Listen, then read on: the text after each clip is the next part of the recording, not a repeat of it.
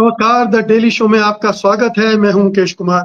दोस्तों, पिछले 4 दिनों में ईरान इज़राइल पर मिसाइलों की बौछार किए जा रहा है। उसके हमलों से इज़राइल में ज़बरदस्त तबाही भी हुई है। इज़राइल को अपने आयरन डोम पर बहुत नाज़ था, मगर ईरान ईरान की मिसाइलें उसे धता बताकर हर कोने में पहुंच रही हैं। जाहिर है कि इजरायली नेतृत्व भी अंदर से हिल गया है।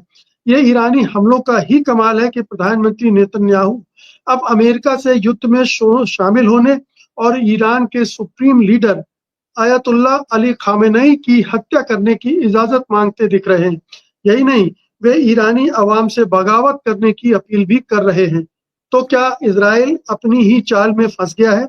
क्या उसे समझ में आ गया है कि उसने ईरान की सैन्य शक्ति को कम आंका था, उसके इरादों को कम आंका था और अब वो बचने का कोई नया रास्ता ढूंढने लगा है?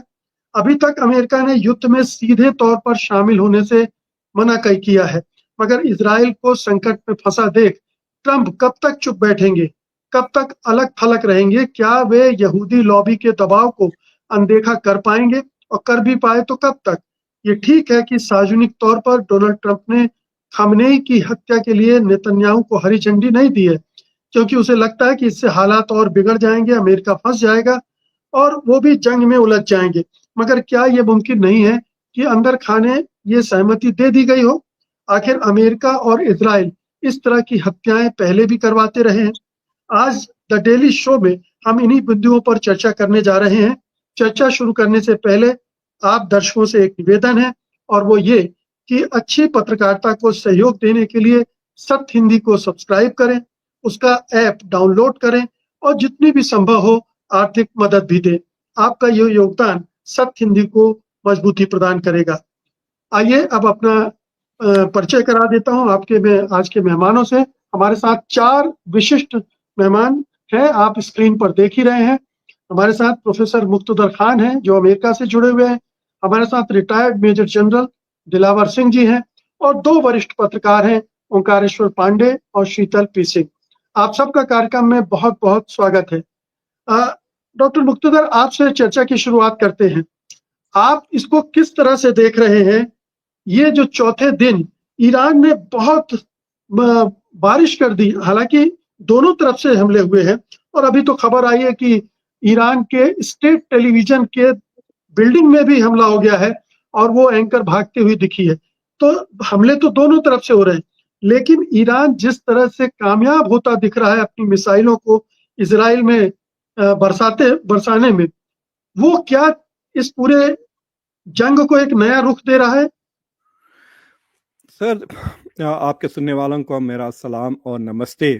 मेरा असेसमेंट उतना ईरान के तरफ पॉजिटिव नहीं है जितना लोग जनरली समझ रहे हैं। मुझे लगता है कि जो इजराइल की विक्ट्रीज हो रहे हैं वो स्ट्रेटेजिक विक्ट्रीज हैं।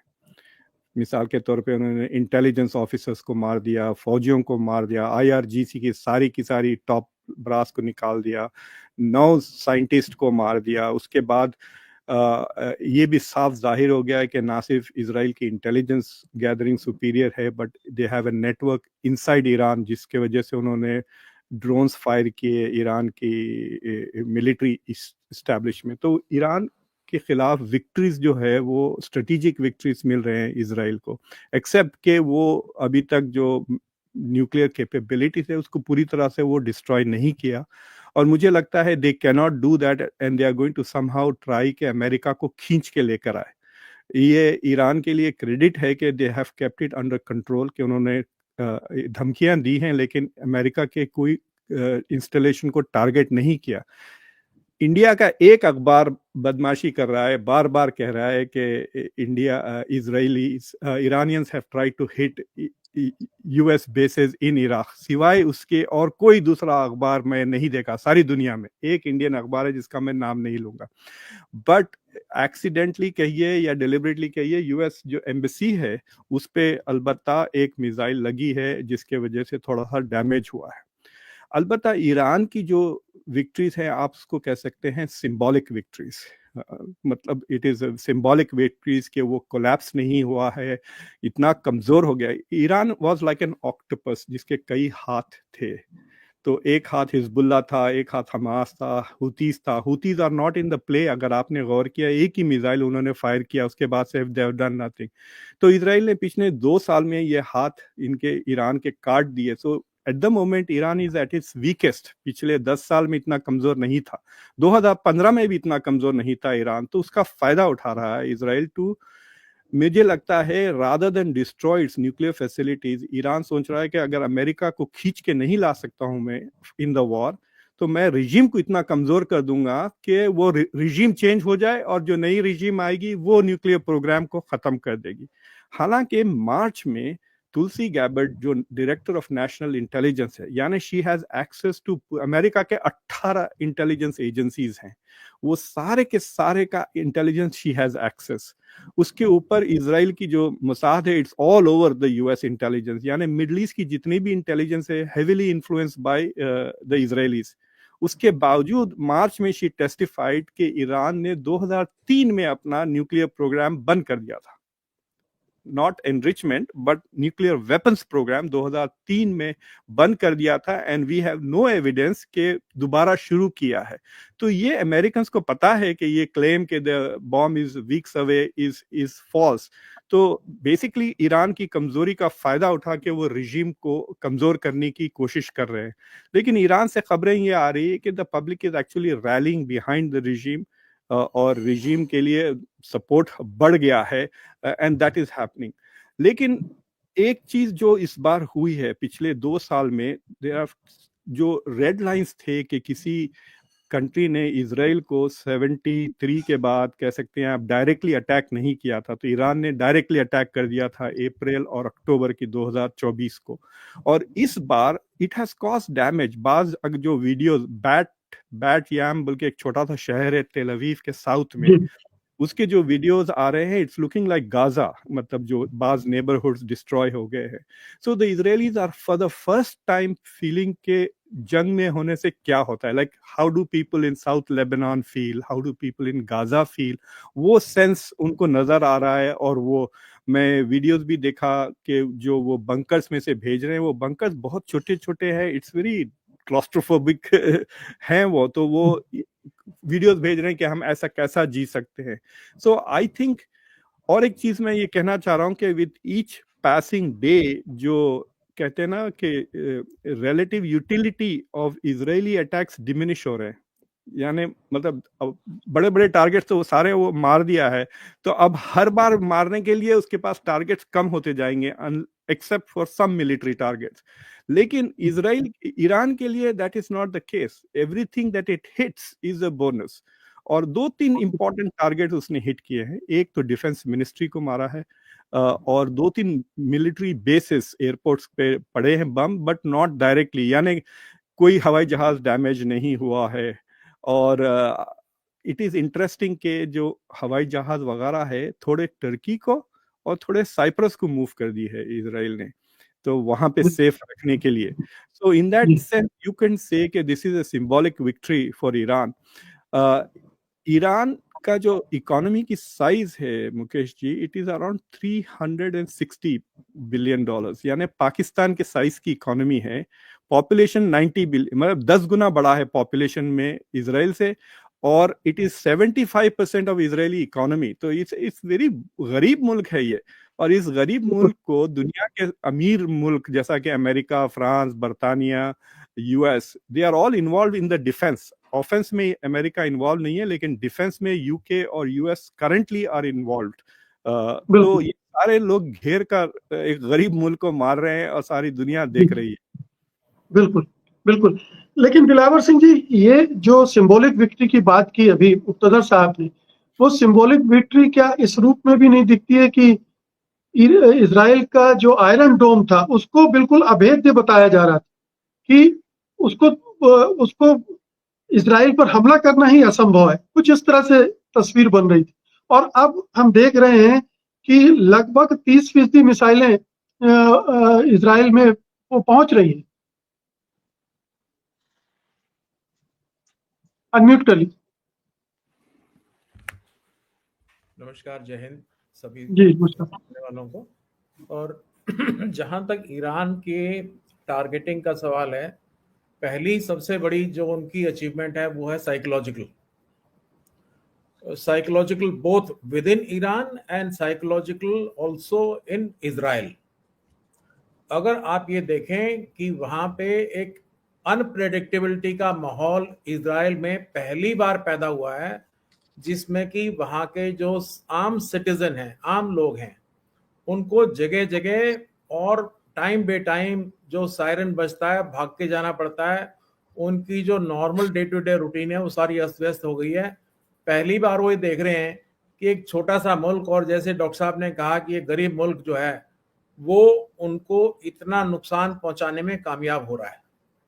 ये बात सही है कि उन्होंने मिलिट्री टारगेट्स को या किसी अच्छे सीनियर लीडर्स को अभी तक नुकसान नहीं पहुंचा है, लेकिन ये जो बड़ी बात है, एक तो आम पॉपुलेशन के अंदर, और दूसरी बात जो ये अभेद्य आयरन डोम और डेविड स्लिंग और एरो, तीन उनकी बेसिकली एयर डिफेंस की लेयर्स हैं, तीनों को पार करके और वो अपनी मिसाइलों को पहुंचाने में कामयाब हुए हैं।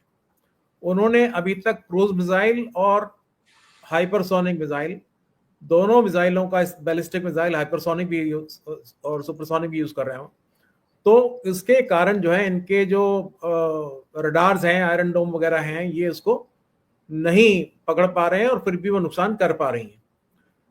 तीसरी बात एक और है कि वहां पे मीडिया बिल्कुल ब्लैक्ड आउट है तकरीबन।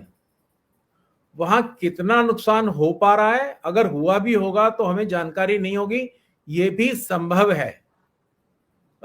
शायद इस बात को डॉक्टर साहब भी मानेंगे कि पूरे इजराइल के अंदर इस वक्त जो है मीडिया ब्लैक्ड आउट है और बहुत कम खबरें जो हैं, कुछ एक इक्का दुक्का वेस्टर्न मीडिया की या अल जजीरा की, उस तरह की कुछ खबरें आ रही हैं, वरना जिस तरह की जो नॉर्मल खबरें पहुंची इधर उधर से, जो डायरेक्ट कांटेक्ट से, उसमें पता लगा है कि हाइफा पोर्ट के ऊपर और उसके आसपास रिफाइनरी के अंदर वहां काफी नुकसान हुआ है, लेकिन उसको ये कहा गया है कि भाई वहां पे बहुत ज्यादा नुकसान नहीं हुआ है। जो मिनिस्ट्री ऑफ डिफेंस के पास एक मिसाइल गिरी है, उसमें कितना नुकसान हुआ है ये किसी ने नहीं बताया अभी तक सिर्फ ये बताया गया है कि कुछ 24 लोग हताहत हुए हैं और कोई 400-500 लोगों की इंजरीज हुई हैं, लेकिन उसके आगे जो एक्चुअल न्यूज है वो शायद वहां से आ ही नहीं रही है। जबकि ईरान के अंदर जो है इस तरह मीडिया की प्रॉब्लम नहीं है, तो वहां से ज्यादा इंफॉर्मेशन आ रही है, तो हम जान सकते हैं कि वहां पे किस किस तरह कहाँ पे क्या क्या नुकसान हुआ है।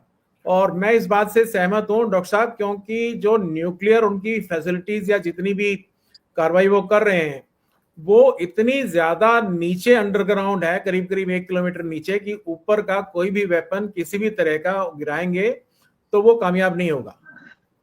एक अजीब सी बात यह है कि इजराइल के पास भी न्यूक्लियर वेपन्स हैं, अघोषित न्यूक्लियर वेपन्स हैं, उसके बारे में बात नहीं करते हैं, और इनके बारे में जबकि ये अश्योरेंस दे चुके हैं, ये साइन करके दे चुके हैं कि हम अपना न्यूक्लियर वेपन प्रोग्राम आगे नहीं बढ़ा रहे हैं, और उसकी वेरिफिकेशन हो चुकी है।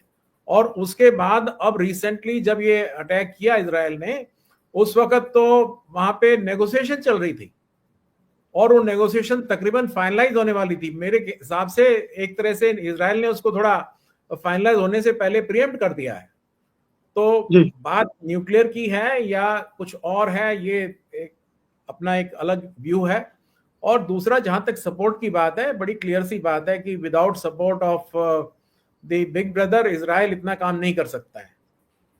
तो अभी इतना, बाकी देखते हैं आगे कैसे चलता है। जी बिल्कुल शीतल जी, अब जो स्थितियां बन रही हैं और जिस तरह से मुझे लग रहा है कि इजराइल थोड़ा सा हड़बड़ाया भी है, थोड़ा सा घबराया भी है, इसीलिए वो अमेरिका को खींचना चाहता है। जैसा भी प्रोफेसर मुक्तदर ने भी कहा, अगर अपने में दम होता तो अमेरिका की याद इतनी जल्दी क्यों आती, क्यों, क्या परेशानी है कि अमेरिका को, और फिर खमेनाई को की हत्या करने की बात, ये सारी चीजें, ईरानी जनता से विद्रोह करने की अपील, ये क्या दिखा रहा है इजराइल में जो साइकोलॉजिकली अभी कहा कि दिलावर साहब ने कि एक असर पड़ा है, क्या ये उससे निकल रहा है?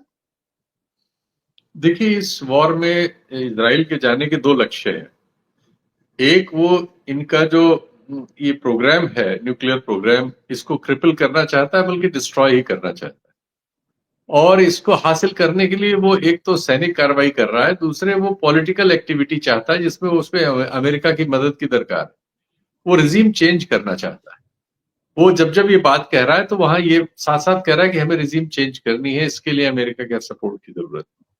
रिजीम चेंज के बाद हो सकता है उनके पास अपना जो भी जिस तरह से सीक्रेट काम करते हैं और जैसा उन्होंने बड़ी सफलता पूर्वक किया है, अगर सैनिक तौर पे आप देखें तो ये सही है कि उनके यहाँ पहली बार इस तरह के नुकसान हो रहे हैं जो अब तक बहुत समय से नहीं हुए थे। लेकिन ये भी सही है कि उन्होंने, आप सोचिए, पूरी लीडरशिप को, जो मिलिट्री लीडरशिप है लगभग सबको उन्होंने मार दिया। सबको उन्होंने जासूसी तंत्र के जरिए उनको पिन पॉइंटेड सूचनाएं थी कि कौन कहाँ सो रहा है, कौन बंकर में है, कौन बाहर है, कौन कार में है, कौन कैसा है। इतनी सूचनाएं होना ये एक सवरन देश के लिए ये बहुत कमजोर स्थिति दिखाता है ईरान की, कि जितना हम लोग समझते थे उस लिहाज से वो, और ये जो बात है खमनेई साहब की, ये मुझे लगता है कि मॉरली डराने के लिए की गई है ईरान को। जो ट्रंप की जो स्टाइल है, ट्रंप साहब की, वो कह रहे हैं ना, डील मान लो तुम और खत्म कराते हैं, झगड़ा खत्म कराते हैं, जो ट्रंप बोल रहे हैं, तो ये उस दिशा में है। और इससे ये भी साबित होता है कि यानी वहां जो जितने लोग छांट के मारे जा रहे हैं ये सब अमेरिका की नॉलेज में है, अमेरिका की नॉलेज में डाल के तब ये मार रहा है, ये एडमिशन भी है इसमें। तो अमेरिका का जो कहता है कि हमारा इन्वॉल्वमेंट नहीं है, उसका लगभग सब जगह इन्वॉल्वमेंट है। दूसरे, ये मिसाइल्स वगैरह को रोकने के उतना टेक्निकली हमें जानकारी नहीं है, लेकिन हम जो पढ़ रहे हैं, जो ऑथेंटिक और रिस्पॉन्सिबल सोर्स आप कह सकते हैं, जो ये बता रहे हैं कि करीब 24 लोग इजराइल के मारे गए। ये भी एक बड़ी संख्या इजराइल के पुराने रिकॉर्ड्स वगैरह को देखते हुए। उस घटना को छोड़ दें जो हमास ने किया था, तो इस तरह की कार्रवाइयों में इस तरह से और करीब 500-400 लोग घायल हुए।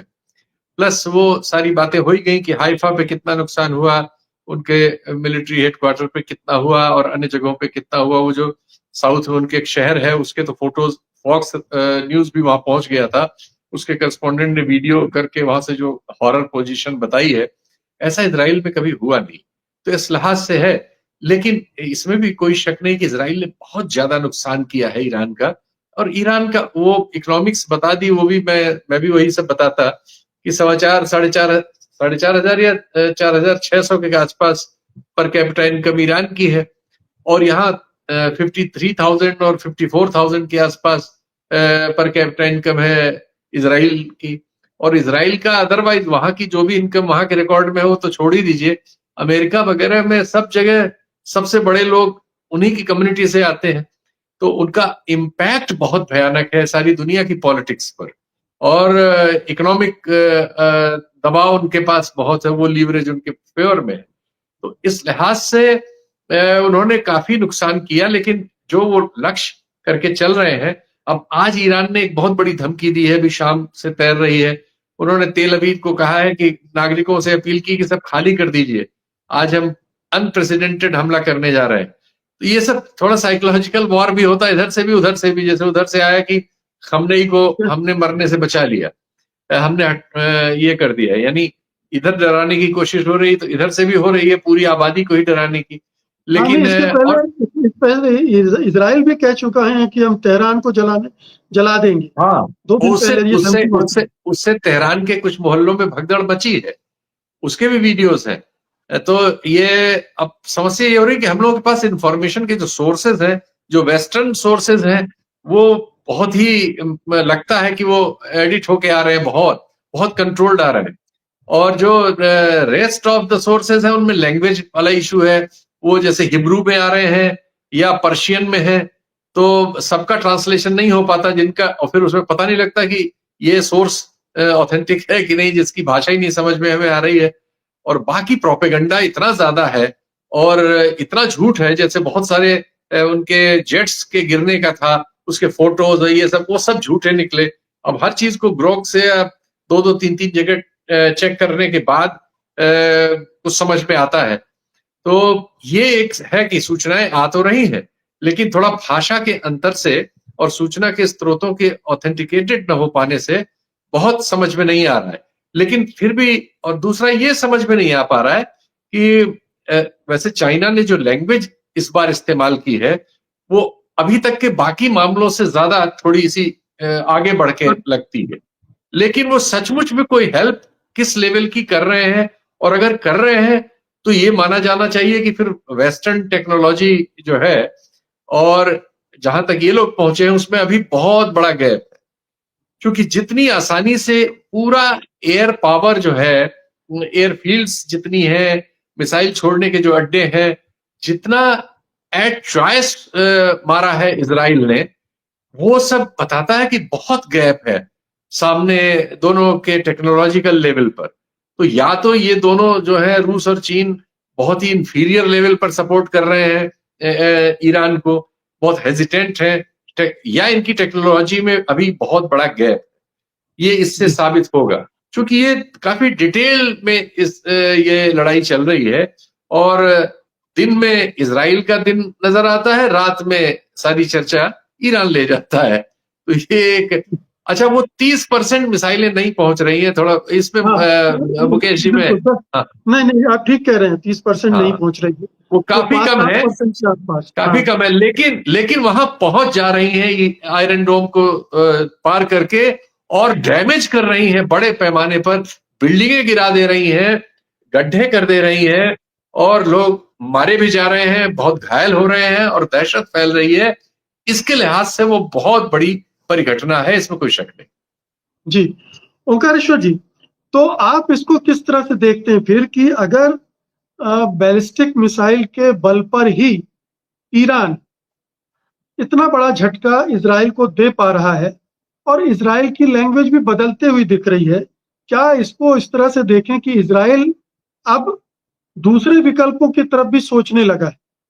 युद्ध तो लड़ रहा है, लड़ेगा ही, उसको पीछे हटना उसके पास अब रास्ता नहीं है, लेकिन क्या वो चाहता है कि अब ये युद्ध खत्म हो जाए?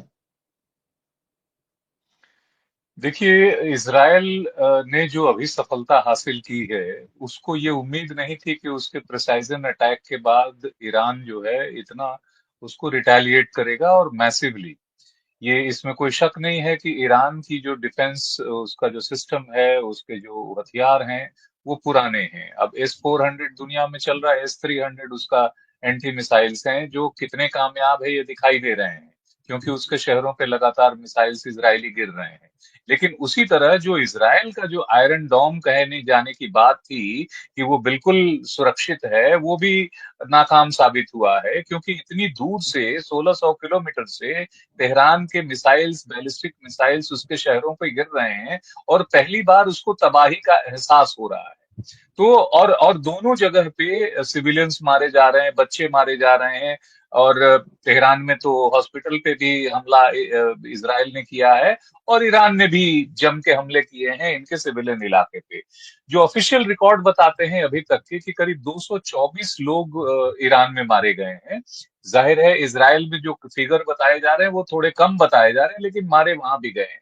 और पहली दफा वहां पूरे इजराइल में सायरन जो है उसकी गूंज सुनाई देती है, क्योंकि उनके छोटे छोटे हमले जो हैं, ये जो हिजबुल्ला और दूसरे ग्रुप्स हैं वो भी कर रहे हैं साथ साथ बॉर्डरिंग इलाके में। इजराइल इतना बड़ा कंट्री है नहीं, लेकिन टेक्नोलॉजिकली वो इतना सुपीरियर है जो ईरान ने सोचा नहीं होगा। ये एक पुराने सेठ की तरह कि पहले की तरह दुकान चलाएंगे, और आज जो है डिजिटल इकोनॉमी, डिजिटल सारा का सारा सिस्टम हो चुका है। मुझे लगता है कि सिर्फ वहां वो फेल्योर हो रहा है ईरान। लेकिन आप दूसरी तरफ देखेंगे कि ग्लोबली जो सिचुएशन है, वो बहुत सारे कंट्री उसके साथ उठ खड़े हुए हैं। जो चाइना है अकेला उसके साथ नहीं खड़ी हुई। अभी 16 से 18 तक 2 दिनों की उसकी अस्टाना में मीटिंग हो रही है, C5+1। कजाकिस्तान से लेके किर्गिस्तान, तुर्कमेनिस्तान और जितने भी सेंट्रल एशियन कंट्रीज हैं, ये सब बॉर्डरिंग एरियाज हैं जो ईरान से लगते हैं। यहाँ से सप्लाई लाइन भी है, और कुछ एक कंट्रीज ने तो ये भी कह दिया है कि हमारे यहाँ कोई अगर वो होता है, युद्ध की स्थिति में आता है, तो हम उसको पैसेज देंगे। पैसेज देने का मतलब ये भी होता है कि वहां से सपोर्ट भी हो सकता है। तो चाइना ये ग्रुपिंग कर रहा है। IAEA जो सबसे इंपॉर्टेंट है इस मसले पे, जो इंटरनेशनल एटॉमिक एनर्जी वो है, उसने जो स्टेटमेंट जारी किया है, उसके 2 वर्जन मार्केट में आए हैं। एक वर्जन जो ईरानी वर्जन है, एक वर्जन जो यूरोपियन वर्जन है। यूरोपियन वर्जन है वो ये कहता है कि नहीं, इन्होंने कुछ किया है और इसके लिए हम रिवोक करते हैं इनको, ईरान को। और जबकि दूसरा वर्जन वो ये कहता है कि कम से कम आईएईए के 12 कंट्रीज ने ईरान को सपोर्ट किया है कि भाई ये कंट्री तो पहले ही कह चुका है कि हम सिविल यूज के लिए एनर्जी डेवलप कर रहे हैं, न्यूक्लियर एनर्जी। और इसने जो है वो इंटरनेशनल एनर्जी उसको जो है उससे इंस्पेक्शन भी कराया है। 2003 के बाद से कोई भी सबूत नहीं मिला है कि ये हथियार बना रहा है, इस बात को अमेरिका भी मान चुका है। तो ऐसे में ये चीजें करना, तो वहां भेद पड़ गया है। अब तीसरा, अभी जो आपका G7 की मीटिंग चल रही है, ये G7 का ब्लॉक जो यूरोपियन ब्लॉक है वो जरूर ईरान के खिलाफ है। वो साफ साफ ये कह रहा है कि जितना वो रशिया को जिम्मेवार मानता है यूक्रेन में युद्ध के लिए, और जितना चाइना को जिम्मेवार मानता है, वो उसी तरह वो इस मिडिल ईस्ट कंट्रीज में वो कहता है रीजनल स्टेबिलिटी के लिए ईरान एक खतरा है। अमेरिका शांत पड़ा है क्योंकि अमेरिका के साथ यूरोप भी नहीं है इस वक्त। तो अब जो नए ब्लॉक्स बन रहे हैं, उस ब्लॉक्स ने अमेरिका की चिंता बढ़ाई है, यूरोप की भी चिंता बढ़ाई है कि जो कंट्री खड़े हैं, चाहे वो चाइना हो, रशिया हो, चाहे वो मिडिल ईस्ट के और जो इस्लामिक कंट्रीज हो, कई ऐसे कंट्रीज भी हैं जो शिया और सुन्नी के मतभेद को भूल के भी ईरान के साथ खड़े हुए नजर आ रहे हैं या उसको कंडेम कर रहे हैं। तो ये प्रेशर, अब इस प्रेशर के बीच में इजराइल को इस युद्ध से निकलना आसान नहीं होगा। उसने अपने जितने हमले करने थे और जितना टारगेट अचीव करना था वो किया है। निश्चित रूप से उनकी और बड़ा अचीवमेंट है ये कि आप उसके सारे के सारे टॉप मिलिट्री कमांडर्स को उड़ा दो, टॉप उनके साइंटिस्ट को, न्यूक्लियर साइंटिस्ट को उड़ा दो, और यहां तक कहा जा रहा है कि उनके रक्षा मंत्री को भी उड़ाया जा चुका है। तो वो तो है, लेकिन एक और अहम बात है, आज भी ईरान के पार्लियामेंट में इस पर चर्चा हो रही है। ईरान खुल करके इसके बारे में बता रहा है जो अपनी तबाही, मैं इसका संदर्भ इसलिए भी ले रहा हूं कि हमारे यहाँ इसको लेके बड़ा अनटचेबिलिटी सा है कि तुरंत पीछे खड़े हो जाते हैं। वहां से खबरें जो भी आ रही हैं उसमें ईरान का जो भी नुकसान है उसको बता रहा है और पूरी चर्चा हो रही है। तो मुझे लगता है कि जो ये टैक्टिस, मैं खत्म ही कर रहा हूं, ये टैक्टिस जो नेतन्याहू अपना रहे हैं कि साहब हम ज्यादा से ज्यादा अटैक करके उसको झुका देंगे, तो ये टैक्टिस उनकी जब गाजा में कामयाब नहीं हुई है तो यहां भी कामयाब नहीं होगी, क्योंकि वो चाहे वो ट्रेडिशनल तरीके से लड़ाई लड़ेगा, लेकिन ईरान लंबा सस्टेन करेगा और ये इजराइल के लिए मुश्किल पैदा करेगा। जी बिल्कुल। तो प्रोफेसर बख्तियार, फिर अमेरिका कब तक चुप रहेगा, कब तक देखेगा, क्या भूमिका लेगा? सर, दो चीजें हैं। एक तो ये बात गलत है कि अमेरिका चुप है, अमेरिका बहुत बोल रहा है। ये जो मैं मिसाल आपको देता हूँ, इमेजिन के दो लोग लड़ रहे हैं, एक के पास तलवार है और एक के पास तलवार भी है, ढाल भी है, आर्मर भी है। और ढाल तो बेसिकली एयरफोर्स, अभी भी यूएस जहाजों से सपोर्ट किया जा रहा है मिसाइल्स को। और ईरान सक्सेसफुल इसलिए जिस तरह का इन्वॉल्वमेंट नेतन्याहू चाहते, हाँ, तो Netanyahu wants basically Diego Garcia में जो B-52 बॉम्बर्स है, वो चाहते हैं कि वो वहां से निकले और बड़े बड़े बम फोड़ें ताकि दोनों जो फिरदो और नातान्ज हैं वो उसको पूरी तरह से वो डिस्ट्रॉय कर दें। But basically they want a regime change, ultimately वो यही चाहते हैं। देखिए, इसराइल के पास तकरीबन 100 न्यूक्लियर बॉम्ब से ज्यादा हैं, 73 से इनके पास न्यूक्लियर बॉम्ब्स है। तो they are not afraid of the nuclear bombs. उनको प्रॉब्लम यह है कि ईरान ने जिस तरह से इनको तंग किया हुआ है through Hezbollah, through Hamas, Houthis, they want to finish off Iran. वो चाहते ही नहीं कि इजराइल के स्टडी एक्सपेंशन में कोई रेजिस्टेंस हो। That is the whole point कि अगर आप रेजिस्ट करें इजराइल को तो आप, और उनका बहुत इन्फ्लुएंस है, जैसा शीतल जी ने बताया। मैं वैंडर लायन का स्टेटमेंट पढ़ रहा था, तो she is trying to connect Iran to Ukraine, के ईरान के जो ड्रोन्स हैं वो यूक्रेन पे भी गिर रहे हैं। सो शी, मतलब अभी भी यूरोप पे आप देख सकते हैं कितना इन्फ्लुएंस है। हालांकि Finland became the first European country जो इजराइल को कंडेम किया है, थोड़ी 1-2 घंटे पहले उन्होंने कंडेमनेशन किया है। बट मुझे लगता है कि फिनलैंड के condemn, sorry to interrupt, Finland के कंडेम करने की बात जो है वो गलत साबित हो रही है। शायद ये शायद क्योंकि गलत ये हो। कहीं से भी अच्छा फिनलैंड का जो एक्सटर्नल अफेयर्स मिनिस्ट्री है वो इसको कंफर्म नहीं कर रहा है, अच्छा so we can not rely on that. Okay. जी। तो दूसरी चीजें ये है कि डोनाल्ड ट्रंप की जो इंटरनल मेगा सपोर्ट है उसमें एकदम तहलका मच गया है। फॉर एग्जांपल टक्कर कार्लसन और स्टीव बैनन वगैरह ओपनली इसके खिलाफ कर रहे हैं, मतलब वो लैंग्वेज ही यूज कर रहे हैं कि क्या ट्रंप की फॉरेन पॉलिसी अमेरिका फर्स्ट है या इजराइल फर्स्ट है। तो एक किस्म से इंटरनली डिस्प्यूट चल रहा है। और थोड़े दिन पहले ट्रंप ने जितने भी प्रो इजरायली लोग थे उनको थोड़ा मार्जिनलाइज कर दिया था, और जो सबसे प्रो इजराइल बंदा है वो मार्को रूबियो है, और उसने ही जो स्टेटमेंट इशू किया था डिस्टेंसिंग विद अमेरिका, जो स्टेटमेंट जो किया था कि this is a unilateral attack by Israel. तो मुझे लगता है कि Donald Trump wants to play it both ways. He doesn't want to pay the bill, लेकिन वो ही wants to eat at the dinner table. यही है उनका चक्कर कि अगर ईरान कमजोर हो जाता है और रिजिम चेंज की नौबत आ जाती है या वो सरेंडर कर देता है, ठीक है मैं एनरिचमेंट के लिए तैयार हो जाता हूँ। And there was lots of rumours के इस संडे को ओमान में ईरान वुड हैव अग्रीड कि हम वो 3% भी नहीं करेंगे जो वो कह रहे थे। So that was one of the triggers possibly Israel के लिए कि अरे ये तो अग्री होगा तो डील हो जाएगी ना ट्रंप के साथ। तो Trump is thinking he will take credit for weakening Iran, will also take credit अगर डील आ जाती है। अगर डील नहीं आई थी तो देखना वो क्रेडिट लेते रहेंगे, जैसा कि अभी फिर उन्होंने कनाडा में कह दिया 14th टाइम कि उन्होंने इंडिया और पाकिस्तान के बीच में सीज फायर करा। He will keep saying that in the hope of getting.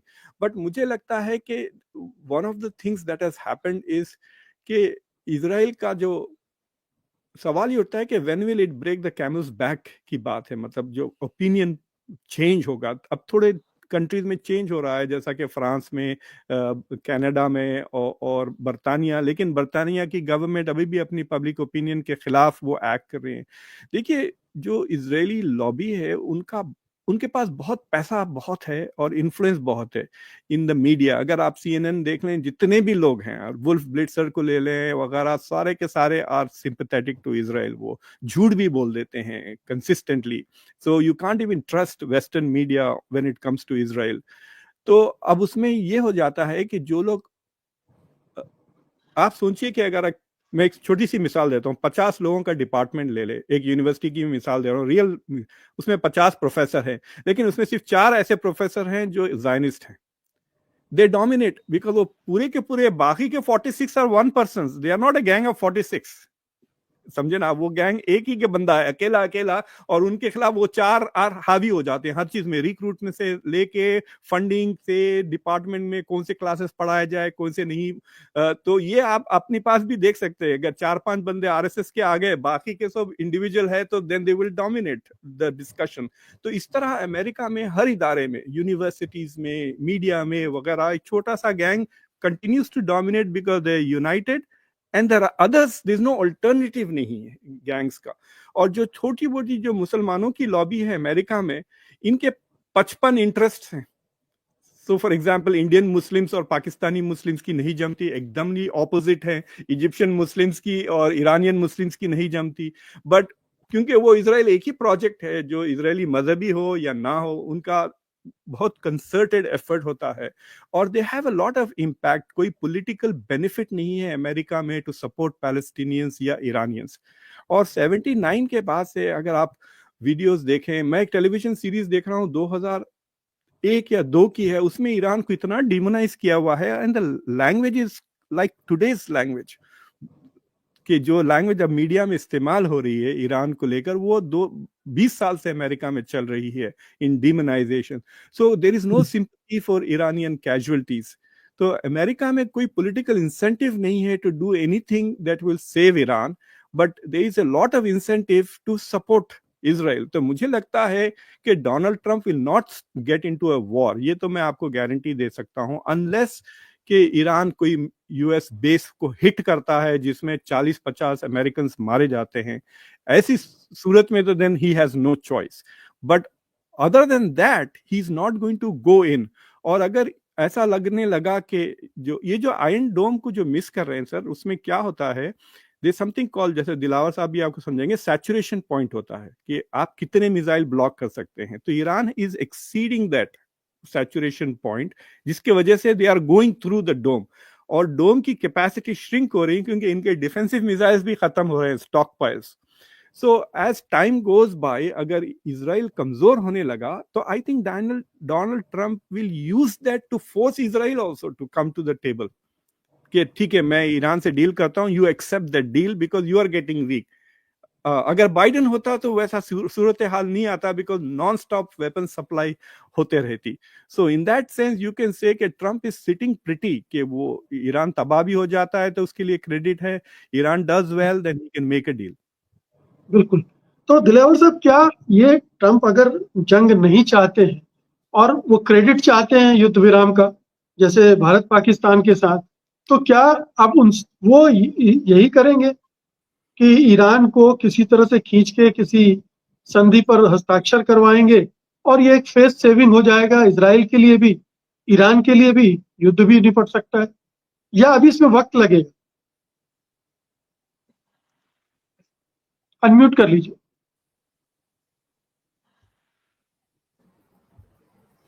आज के दिन जो सबसे बड़ी चीजें या ट्रेंड इमर्ज हो रहे हैं वर्ल्ड ओवर, जिनको मैं कंपल्शन कहता हूं, वो कंपल्शंस क्या हैं आज के दिन?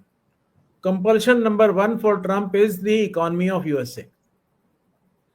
इतनी ज्यादा क्रेडिट पे वो इकोनॉमी है कि अगर वो 2-3 ट्रिलियन उसके ऊपर नहीं उठाते हैं तो उसको चलाना बड़ा मुश्किल है। Therefore, it is a compulsion for him to convert everything to a beneficial growth and development related trade diplomacy, if I may call it. Trade diplomacy भी इस तरीके की जिसमें कि किसी भी तरीके से चाहे कोई भी हथकंडा उसमें अपनाना पड़े पर उसको करना पड़े।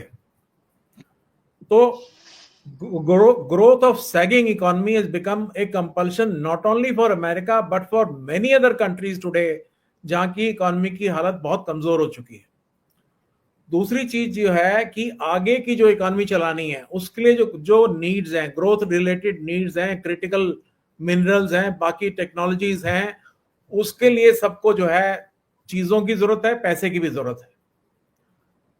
अब इसको देखते हुए इस तरफ दूसरी तरफ ये देखना है कि मैंने जैसे पिछली अपनी वार्ता में बात की थी कि ईरान के पास भले ही उसके पास अच्छी टेक्नोलॉजी ना हो, लेकिन उसके पास एक बड़ा अच्छा decentralised multi layered defence system है। अगर उसके हम आज 10 सीनियर लीडर्स को मार देते हैं तो उसके पास कल दूसरे 10 जगह लेने के लिए तैयार हैं, और उनके जो हथियारों के जखीरे भी हैं वो काफी डिसेंट्रलाइज्ड हैं। अभी सिर्फ कुछ ही जगह तक और सतही तौर पे इजरायली अटैक्स का जो सफलता हुई है, अभी बाकी बहुत ज्यादा उसमें वो करना पड़ेगा, उनको मेहनत करनी पड़ेगी। और जो पूरी कोशिश इजराइल की है, चाहे वो उसमें ट्रंप की हत्या का बहाना बनाया जाए या न्यूक्लियर का बनाया जाए, कुछ भी बनाया जाए, वो चाहते हैं कि जैसे हमने बात की थी पिछली बार कि उनकी अपनी कंपल्शन है कि वो गाजा वाला मामला तकरीबन वो जितना नुकसान करना चाहते थे कर चुके हैं, वहां कुछ बचा नहीं है। और अब वो चाहते हैं कि इस तरह से मेरी सत्ता बनी रहे, क्योंकि उनके पास भी डोमेस्टिक जो हालात हो रहे हैं वो बहुत ज्यादा फेवरेबल नहीं है। और जो असर हुआ है ईरानियन अटैक्स का, वो इतना भी हुआ है कि कल उनके बेटे की शायद शादी थी, वो मुलतवी हो गई, पोस्टपोन हो गई शादी उनके बेटे की, नेतन्याहू साहब की। तो वहां पे है इस तरह की चीज, और चाह रहे हैं कि किसी तरह से सिचुएशन काबू में आए, और इसलिए वो चाहते हैं कि किसी भी तरीके से कुछ भी करके अमेरिका इसमें इन्वॉल्व हो जाए। पर मेरी कैलकुलेशन ये कहती है कि यूएसए के पास वो फ्लेक्सिबिलिटी जो पहले थी, फाइनेंशियल फ्लेक्सिबिलिटी कहो या इकोनॉमी की बॉयंसी कहो, वो उतनी नहीं है जिसमें कि वो इस अब ज्यादा देर चलाने वाली लड़ाई में उसमें शामिल होंगे और वो कुछ कार्रवाई करना चाहेंगे। बिकॉज इसमें चारों तरफ और भी ज्यादा जो आपके मिलिटेंट्स वाली कार्रवाई है वो भी और चल रही है, थोड़ी थोड़ी और चलेगी, ये रुकने वाली नहीं है, ये सिस्टम ही ऐसा है। और जिससे आप देखेंगे कि आज पूरे वर्ल्ड के अंदर जितना भी डिफेंस प्रोडक्शन हो रहा था, पिछले महीने से सब देशों ने अपना डिफेंस प्रोडक्शन 20% से 25% बढ़ा दिया है। जिसको आप अगर देखेंगे डिफेंस टेक्नोलॉजी रिलेटेड शेयर जितने हैं वो सब उछाल मार गए हैं और बाकी चीजें नीचे आ गई हैं। तो ये सब चीजें इस तरह से चल रही हैं और आगे भी मुझे लगता है कि जो ईरान है उसके पास ये क्षमता है, बहुत सारी मिसाइलें हैं और जो उनके पास हाइपरसोनिक मिसाइल्स हैं उन हाइपरसोनिक मिसाइल्स को रोकने की क्षमता इजराइल के आयरन डोम में या डेविड स्लिंग में या एरो में नहीं है। वो जाती रहेंगी, नुकसान होता रहेगा और लोगों के मरने वाला जो नुकसान है उसको बहुत ज्यादा देर तक इजराइल बर्दाश्त नहीं कर पाएगा और बहुत जल्दी उसका डोमेस्टिक जो पब्लिक परसेप्शन है वो अब पहले 2 बार उबाल मार चुका है, तीसरी बार इस बार मारेगा तो वो काबू नहीं आएगा जी। तो इनकी कंपल्शन रहेगी। अमेरिका की अपनी कंपल्शन है। G7 में आज और कल बातचीत चलेगी। वो G7 का जो बेसिक एजेंडा था वो सारा एक तरफ हट गया है, ज्यादा फोकस यूक्रेन, रशिया और इजराइल, ईरान पे आ गया है और तकरीबन सबकी स्टेटमेंट्स भी इस तरह से आ रही हैं। अब अगले 2 दिन में जहां तक जियोपॉलिटिकल सिचुएशन है वो थोड़ी सी क्लियर हो जाएगी और स्टैंड कौन किस तरफ लेगा। और जहां तक कॉन्फ्लिक्ट का सवाल है, आर्म्ड कॉन्फ्लिक्ट का सवाल है, ईरान हो या इजराइल हो, अभी मुझे नहीं लगता कि कुछ हफ्ते तक ये थकने वाले हैं या मानने वाले हैं। मुझे लगता है कुछ हफ्ते तक तो इस तरह से ही चलेगा और दोनों के पास अगर क्लियर वेपन सपोर्ट नहीं आई तो फिर बहुत ज्यादा देर तक नहीं चला पाएंगे, धीरे धीरे फिर पीटर आउट होना शुरू हो जाएगा। जी शीतल जी, ये जिस तरह से ईरान हमले कर रहा है, इजराइल छोटा सा मुल्क है, अगर इतनी सारी मिसाइलें बाढ़ सी वहां गिरने लगेंगी और जितनी गिर रही हैं उसमें से अगर नुकसान बढ़ने लगेगा तो इजराइल को ज्यादा परेशान करेगा। ईरान में 224 8 करोड़ की आबादी में से 200, 400, 600 मरते रहेंगे, वहां उनको फर्क नहीं पड़ेगा, लेकिन वहां 100-200 मरेंगे तो हंगामा मचेगा और इसी तरह से नुकसान झेलने की स्थिति में इजराइल भी कम होगा। क्या लग रहा है अगर ये हमले बढ़े तो? ये बात तो सही है कि दोनों देशों में 2 अलग तरह से रिएक्शन आएगा। ईरान में अगर ज्यादा कैजुअलिटी होंगी तो ईरानी जनता में एकता बढ़ेगी उसके रिएक्शन में, जो बहुत थोड़ा सा हिस्सा उसमें जो डिसग्रंटल्ड है वो भी एक ही उसमें आएगा। लेकिन अगर इजराइल में ज्यादा कैजुअलिटीज हो गई 100, 150, 200, तो इजराइल में वो गुस्सा फिर अपनी हुकूमत के विरुद्ध ज्यादा हो जाएगा पब्लिक में। ये तो 2 चीज है। मीनवाइल एक खबर आ रही थी इसलिए मैं शेयर कर लूं। राइटर की खबर है कि ईरान की लीडरशिप ने सारे अरब देश जो अगल बगल के हैं उनको कांटेक्ट किया है कि वो ट्रंप पे दबाव डालें और इसको सीज फायर जल्दी से जल्दी करवाएं। अब ये खबर राइटर ने दी है, एक जिम्मेदार एजेंसी है तो मानना चाहिए कुछ होगा, लेकिन हो सकता झूठ भी हो, चूंकि कई बार ये बड़ी एजेंसियां भी इजराइल के मामले में, जैसा उन्होंने कहा, गलत पाई गई हैं।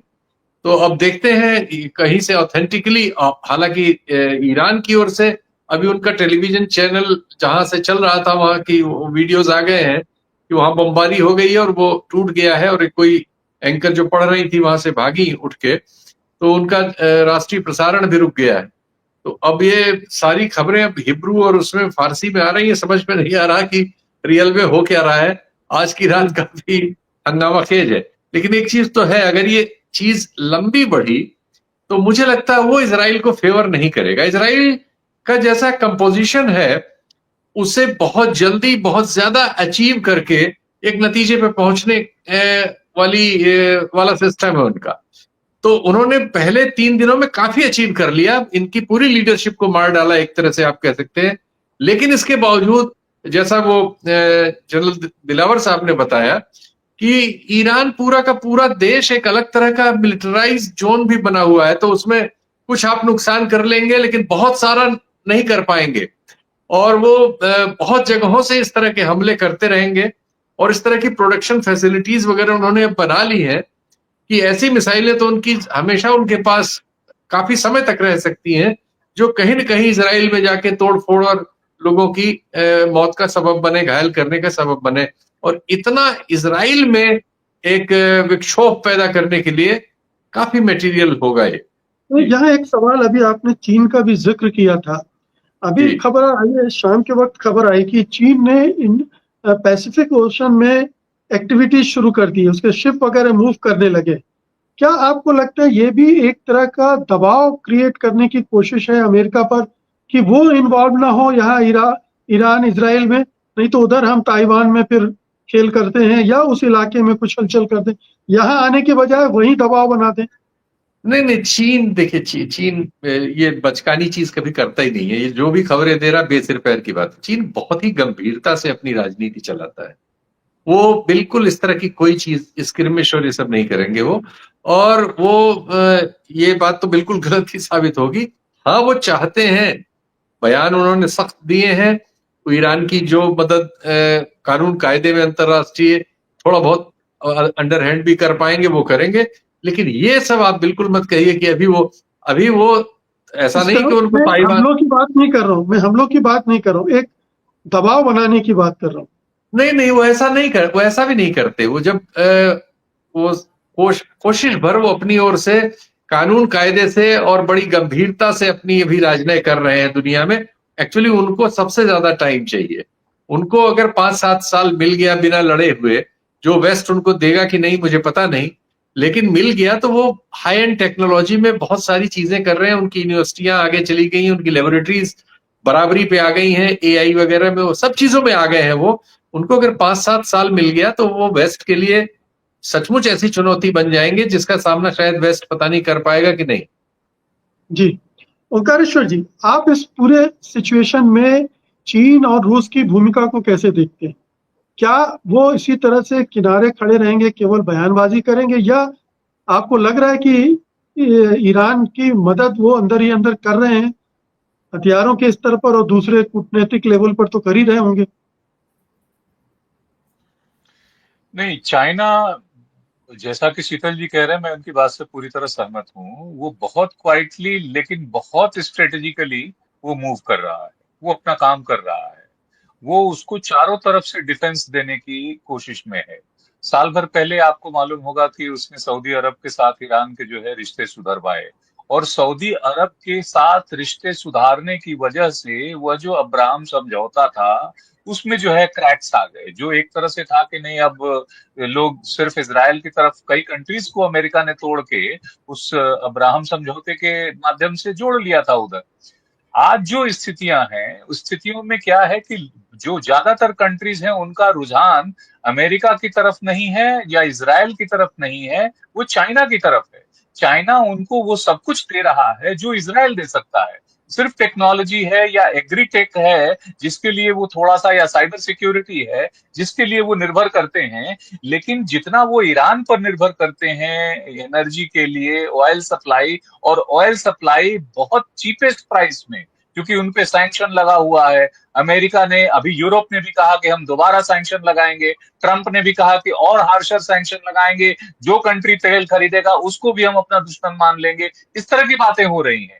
तो ये जो सराउंडिंग कंट्रीज हैं, आसपास के सेंट्रल एशियन कंट्रीज के थ्रू चाइना उनको एक तो सपोर्ट कर रहा है, दूसरा स्ट्रेटेजिक चाइना का चुपचाप खड़े होना ये अमेरिका को भय देने के लिए काफी है कि अगर आप खुल के उतरोगे तो फिर वो खुल के उतरेगा। अभी नहीं खुल के उतर रहा है। रशिया की स्थिति थोड़ी डिफरेंट है। रशिया चाहता है कि अमेरिकन डोमिनेंस यहां ना हो। रशिया चाहता है कि इजराइल जो कर रहा है वो गलत कर रहा है और उसके साथ सपोर्ट होना चाहिए। लेकिन रशिया आज अपनी प्रॉब्लम में इतना ज्यादा फंसा हुआ है कि वो ज्यादा कुछ करने की स्थिति में नहीं है। उसकी अपनी इकोनॉमी भी इतनी मजबूत इस समय नहीं है कि वो बहुत ज्यादा वो सहयोग कर सके। लेकिन ये खड़े हैं जो कंट्रीज, वो इजराइल पे भारी पड़ रहे हैं, क्योंकि इजराइल के साथ जो होने वाला अमेरिका था, आज वो खुद मुश्किल में है। आज प्रेसिडेंट ट्रंप जो है वो उनकी अपनी स्थिति, परसों जो वहां पर ये हुआ है हैंड्स ऑफ अमेरिका, उसमें वी वांट नो किंग्स, तो वो जो 50 लाख लोग वहां सड़कों पे उतरे हैं, जिसकी रिपोर्टिंग वर्ल्ड में बहुत ज्यादा नहीं हुई है, इंडियन मीडिया में भी कहीं नहीं मुझे नजर आया। 50 लाख लोग सड़क पर उतरे हैं, जबकि उसी दिन ट्रंप ने आर्मी डे परेड बनाया, उसमें बमुश्किल 20,000 लोग थे। 20,000 में से तो 10,000 वो जो आर्म्स जो ऑफिशियल्स हैं उनकी फैमिलीज होंगी। तो वो पूरा का पूरा ग्राउंड खाली पड़ा था। तो ये जो शो डाउन हुआ है उससे अमेरिका इस हालत में नहीं है कि वो फिजिकली इनको बहुत ज्यादा मदद कर पाए। आज भी उसने ये कहा, स्टेटमेंट उन्होंने G7 में जाके दिया है, उन्होंने कहा है कि I don't see Iran winning war. लेकिन पहली दफा आप ये देखिए कि कनाडा के प्राइम मिनिस्टर ने उनको, ट्रंप को बीच में रोक दिया, बोलते हुए में रोक दिया। ये अनप्रेसिडेंटेड है कि let's focus on our point, let's focus on our point, ये कह के उनको रोका है।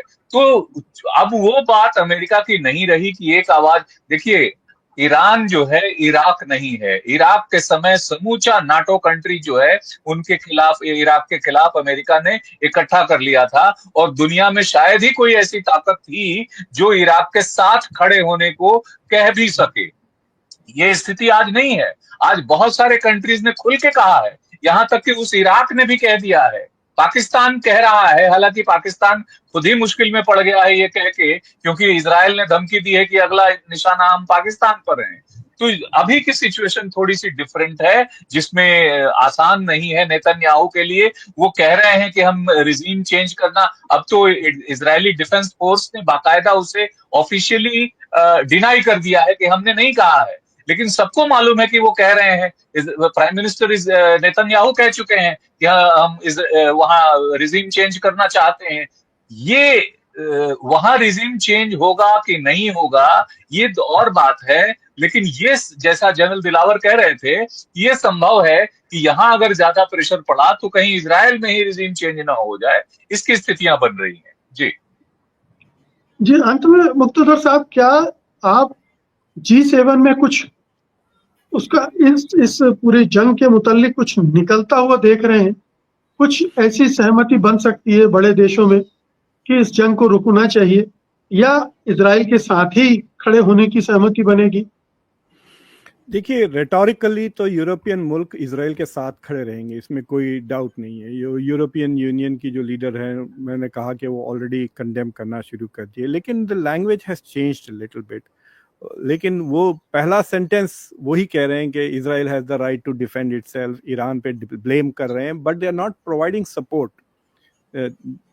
दो चीजें हैं, एक आप क्रिटिसाइज करें, दूसरा आप इमीडिएट सपोर्ट। तो जिस तरह से एंथुसियास्टिक सपोर्ट वो इजराइल के लिए कर रहे थे से अक्टूबर 7 के बाद, उस तरह का आपको सपोर्ट नजर नहीं आ रहा, because they are also tired. और उनको नजर आ रहा है कि उनके मुल्कों में भी, अभी नेदरलैंड्स में बहुत बड़ा प्रोटेस्ट हुआ है इन फेवर, पेरिस में फलस्तीनियों के फेवर में बहुत सारा प्रोटेस्ट हुआ है। So they are not going to stand with Israel, but they can't afford, जैसा मैंने कहा कि आप एज एन इंडिविजुअल आप फंस जा सकते हैं, ठीक है, स्टारमर को वो डुबा दे सकती है इजराइल लॉबी, इस तरह हो जाता है। मर्डॉक ने अगर थोड़े पैसे निकाल के 200 मिलियन इधर दे दिया तो पूरा तख्ता पलट जाता है सरकार का, राइट? तो दैट विल हैपन। बट मुझे लगता है कि देखिए, Europe is on its own, इज को आदत भी नहीं है, they don't know how to act decisively without America. ये एक चीज, they don't know how to act decisively. तो अब तो वो अमेरिका के खिलाफ how to deal with America, that is their number 1 priority. हालांकि अभी भी वो यूक्रेन कर रहे हैं, but they are still concern with how to deal with Donald Trump. अगर इत्तेफाकन कोई ऐसी बात आ जाती है जिसमें कंसेंसस हो जाता है G7 में, then you can expect some action। तो G7 में ट्रंप ने तो अब डिमांड किया कि दोनों मुल्क आपस में बात करें, ईरान और इजराइल। तो वो इस तरह के थोड़े ऐसे बातें कर रहे हैं जो are not immediately possible. But I think कि Trump is waiting to see कि दोनों मुल्क कितना कमजोर हो जाते हैं, specially Iran, and he still hoping to get a deal out of this, which I find very surprising. मुझे लगता है कि Iran will withdraw from the nuclear non proliferation treaty, तो एक विड्रॉ कर सकता है, और दूसरा अब उसको इंसेंटिव मिल गया है to actually move on its nuclearization program. एक मैं आपको बात बताता हूँ, जो लोग कहते हैं ना कि 97% यूरेनियम प्यूरिफिकेशन चाहिए, और ये जो 67, जो हिरोशिमा और नागासाकी में जो बॉम्ब्स गिरे थे, दे वर ओनली 80% प्योर। तो आजकल के जो वेपन्स है उसके लिए बनाने के लिए यू नीड 97% यूरोपियन, लेकिन 1945 वाला फैट में वो जो बॉम्ब्स थे उस तरह के लिए you don't need to go all the way to 97। So Iran is not very far away if it wants to weaponize and clear. Technically it's बहुत कॉम्प्लिकेशन है, बॉम्ब बनाए, फिर उसको मिनिचराइज करें, फिर उसको मिसाइल पे लगाएं, फिर वो मिसाइल जाए, सो वो प्रोबेबिलिटी गिरते जाती है सक्सेस की, but they don't need to use the bomb, just having the bomb can work as a deterrence. मैं आपको गारंटी देता हूँ, मुझे अच्छी तरह से याद है जब एक्सिस ऑफ ईविल की बात है तो मैंने एक आर्टिकल लिखा था जिसके वजह से मुझे बहुत परेशानियां हुई थी। मैंने कहा कि द प्रूफ कि इराक के पास बम नहीं है एंड द प्रूफ कि नॉर्थ कोरिया के पास बम है is the eagerness with which America is trying to attack. वो नॉर्थ कोरिया पे इसलिए हमला नहीं किए कि उसके पास बम है, हम जानते हैं। इराक पे इसलिए हमला किए कि वी न्यू फॉर श्योर कि इसके पास नहीं है। तो ईरान का प्रॉब्लम यह है कि ईरान के लिए अब not making a bomb has proven to be a failure. मतलब जो चीजें होने वाली थी, जिसके लिए वो बम नहीं बना रहे थे, वो सारी चीजें हो गई हैं। सैंक्शंस के सैंक्शंस लगे, हमले भी हो गए हैं। So what is the incentive for not making the bomb now for Iran and staying in the NPT? जो रोग नेशन है वो लेजिटिमेट है, और जो लेजिटिमेट नेशन है उसको रोग बना दिया गया। तो मुझे लगता है कि Trump is going to have to deal. और दूसरी चीज ये कि डोमेस्टिक एनवायरनमेंट, जैसा ओंकार साहब बता रहे थे, हैज चेंज्ड लॉट। ये जो प्रोटेस्ट हुए बहुत सीरियस प्रोटेस्ट थे। अप्रूवल रेटिंग ट्रम्प्स की गिरते जा रही है, अभी तक सेनेट से बजट अप्रूव नहीं हुआ है। So he has lots of domestic problems and he is not really interested. मतलब एटलीस्ट एक क्रेडिट देता हूं मुझे लगता है कि he doesn't like giving American money to anybody. बहुत मजबूरन वो देते हैं। तो दिस आइडिया कि वी नीड टू नाउ, देखिए अब ये जो इजराइल में जितना भी नुकसान होगा वो हम भरने वाले हैं। इजराइल थोड़ी रिपेयर के, पूरे की पूरी बिल हम पे आने वाली है। ऑल द रीबिल्डिंग, फिर उसके armament rebuilding, all of that Americans will be paying for it. And I don't think Trump likes that, क्योंकि उस डिसीजन में उसका रोल नहीं था। He was bullied into accepting मतलब ये डील। So I have a feeling कि इट डिपेंड्स ऑन के ट्रम्प अपनी जो इंटरनल जो डिबेट्स हो रहे हैं between pro Israel and not so pro Israel, जो लॉबीज हैं इजराइल, मैगा वर्सेस नियोकॉन्स कह सकते हैं आप, तो उसके ऊपर भी निर्भर है और इनकी विम के ऊपर भी निर्भर है। लाइक सुबह उठ के उन्होंने डिसाइड किया कि आज ये नहीं करूंगा, तो फिर वो नहीं करेंगे। बिल्कुल। अंत में एक छोटा सा सवाल जनरल दिलावर आपसे है, अगले 24 घंटे में ये जंग कहाँ जाती दिख रही है? सर अगला 24 घंटा जो है वो तो बहुत छोटा समय है, इसमें कोई अंतर नहीं होने वाला है। इधर से उधर से मिसाइलें दोनों तरफ से चलेंगी, हवाइयाँ चलेंगे। और जैसा कि खान साहब ने कहा कि न्यूक्लियर जो है इनकी कैपेबिलिटी बनाने की जो क्षमता ईरान की, वो मेरे हिसाब से सिर्फ 1 महीना दूर है। अगर 1 महीना खींच लेते हैं तो वो फिर कुछ ना कुछ किसी भी तरह का 80-90% जो भी बनाना बना के दिखा देंगे कि भाई या तो ये लो या तो वो लो, जो भी करना है करो। और जहां तक G7 का सवाल है, वहां पे कार्नी साहब ने ये तकरीबन एक तरह से फैसला कर लिया है कि इस बार डिविजन्स आपस में इतने ज्यादा हैं, कॉन्फ्लिक्ट्स इतनी ज्यादा हैं आपस में कि एक consensus building is impossible and therefore a joint communique is not likely to take place. A summary of the discussions और achievements will be put out, जिसमें ज्यादातर बात आर्टिफिशियल इंटेलिजेंस की, टेक्नोलॉजी की और क्रिटिकल मिनरल्स की और इस तरह के एनवायरनमेंट की होगी। और इसके बारे में पासिंग रेफरेंसेस होंगे। दोनों जो कॉन्फ्लिक्ट्स हैं इसके बारे में किसी भी तरफ कोई भी फैसला या कोई भी डिसाइसिव आउटकम किसी भी तरफ से नहीं आने वाला है। That is my thinking. बिल्कुल। ओंकारेश्वर जी, आप कुछ ऐड करना चाह रहे थे? जो अलायंसेस उधर बन रहे हैं, चाहे G7 का हो या यूरोपियन यूनियन का नया हो, यूरोपियन यूनियन अपना मिलिट्री अलायंस भी खड़ा कर रहा है अमेरिका से अलग। आज एक खबर आई है कि ईरान के एक सीनियर ऑफिशियल ने ये कहा है, मैं उनका नाम लेना चाहता हूं, मोहसिन रजे। उन्होंने प्रपोज किया है कि इस्लामिक आर्मी बनाने का, जिसमें वो टर्की, सऊदी अरबिया, पाकिस्तान और अदर इस्लामिक कंट्रीज को शामिल करना चाहते हैं। अब ये बन पाएगा कि नहीं बन पाएगा, तो इधर भी एक नया जो है कभी नहीं बन पाएगा। ये पहले भी बात हो चुकी है, पहले भी इस्लामिक आर्मी बनाने की बातें पहले भी हुई हैं, पहले भी कई साल पहले हुई है, लेकिन अब नए संदर्भों में नए सिरे से इसको खड़ा करने की कोशिश हो रही है। ये मैं इन्फॉर्म करना चाह रहा था, जो नई सूचना आई। अगर ईरान खुद यूनाइट हो गया तो बहुत बड़ी बात है। सारे मुल्कों को क्या यूनाइट करेंगे ये। बिल्कुल बिल्कुल। शीतल जी कुछ ऐड करना चाहते हैं? ठीक है, फिर चर्चा को यहीं खत्म करते हैं। बहुत बहुत शुक्रिया आप सबका इस चर्चा में हिस्सा लेने के लिए। धन्यवाद, नमस्कार। Thank you. जी धन्यवाद, थैंक यू।